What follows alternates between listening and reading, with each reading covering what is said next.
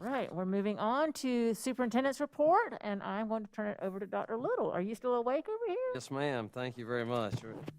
First interview today was at 6 a.m., but we're okay. So I do want to say, Mr. Cooper, as we've adopted the new calendar, we are going to change the first day next year not to fall on the board meeting day. How about that? We'll adjust the calendar if the board doesn't mind. I would certainly appreciate that. We really did have a great first day today. I visited 10 schools, certainly got my steps in.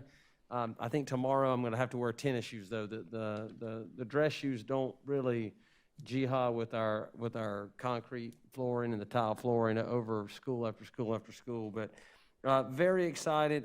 Those 10 schools that I visited today, mainly in the Gilbert and the Lexington attendance areas, really smooth openings overall. I think the entrance way I was able to be at Pleasant Hill Middle School, I think one of the perks of being a superintendent who has a child who's starting middle school is I did get at least walk her up to the door as I turned around and greeted other students who were welcoming. We were welcoming them on campus. You're not going to walk your middle schooler in? No. Naomi, I'm surprised Naomi didn't just have me slow down and just have her jump out and just keep walking. She'd be okay, I think. Dismissal may have been a different story. We had some conversations with some folks. There's a Murphy's Law about bad weather is that it will almost always strike during dismissal time. And today was right at it where I think there were 3 different tornado warnings happening as we were dismissing. Schools were holding people. They were letting people go kind of in the windows.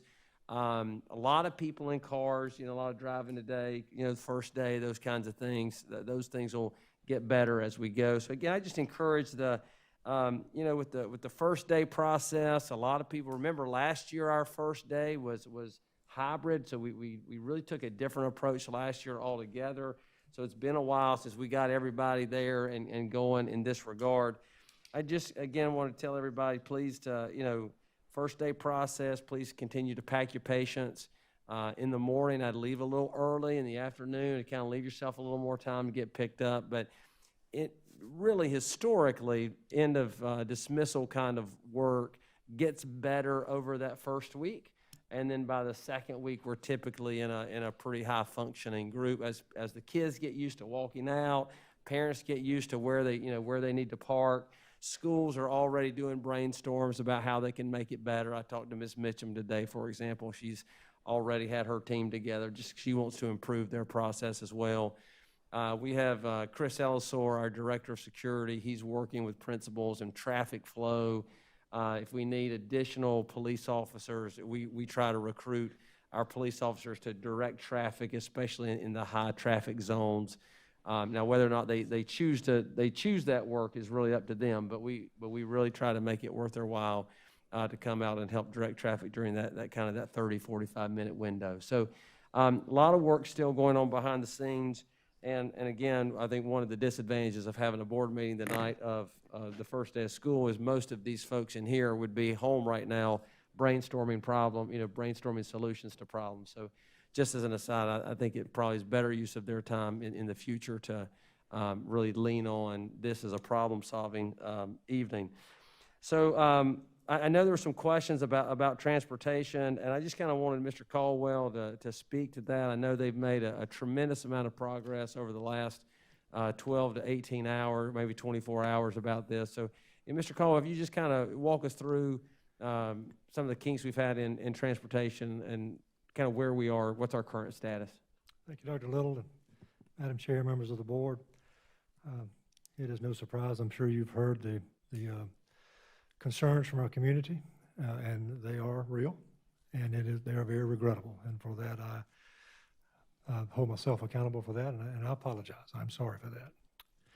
But as I've reflected on how we landed where we were today versus last year, for example, we transitioned to an online registration process for our school buses.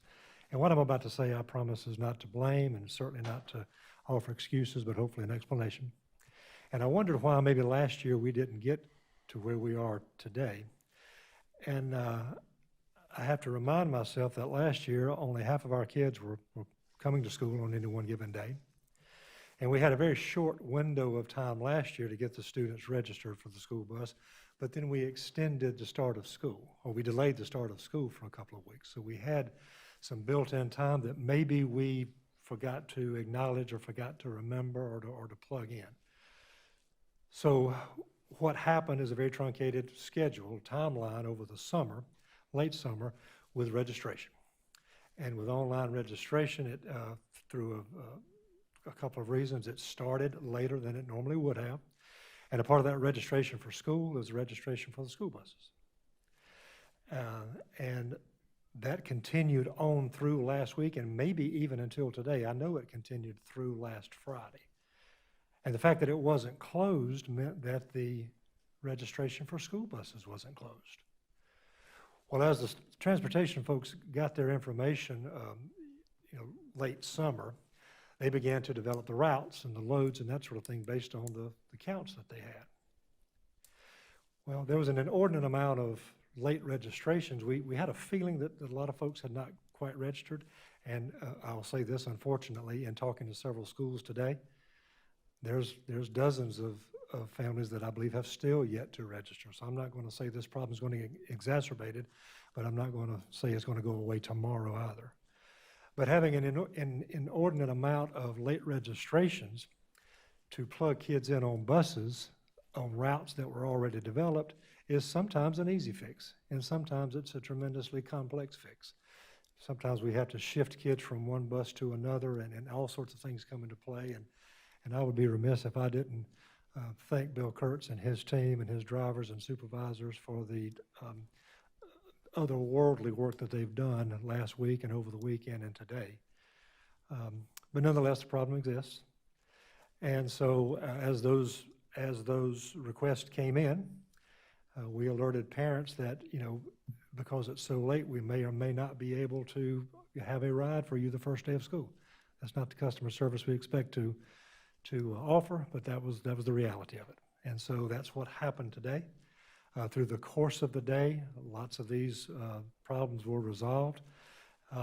And I think we are now about 2% of all of our ridership, or about 98%, I should say, of all the ridership from request have been met, and we'll continue to work on that tomorrow.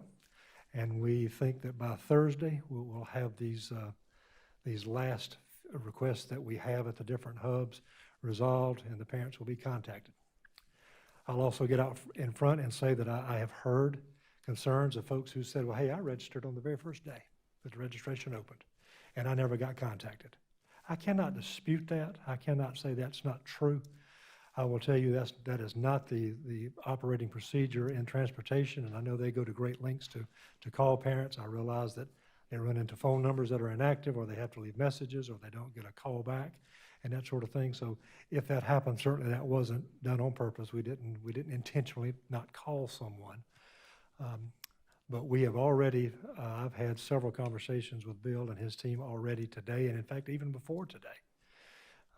And we are already thinking ahead to this day, 2022.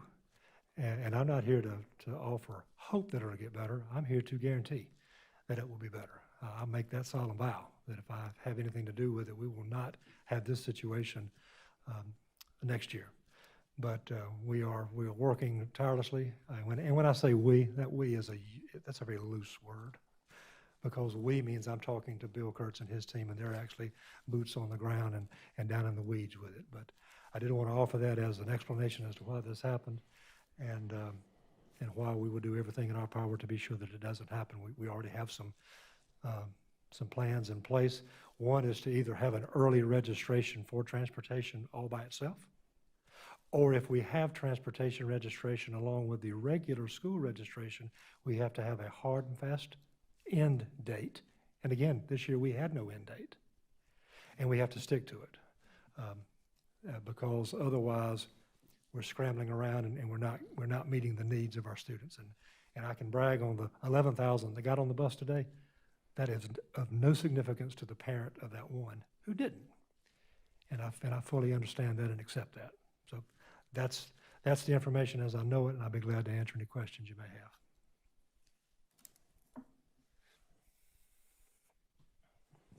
So thank you for that. I know people appreciate hearing an apology and somebody taking responsibility for it, although you maybe up here and what was going on down there is not necessarily to take on. But just a question. So I keep hearing about these inordinate amount of students that we had for late registration, and you may not know the answer to this. I'm just wondering how many students did register late, or what's been considered late?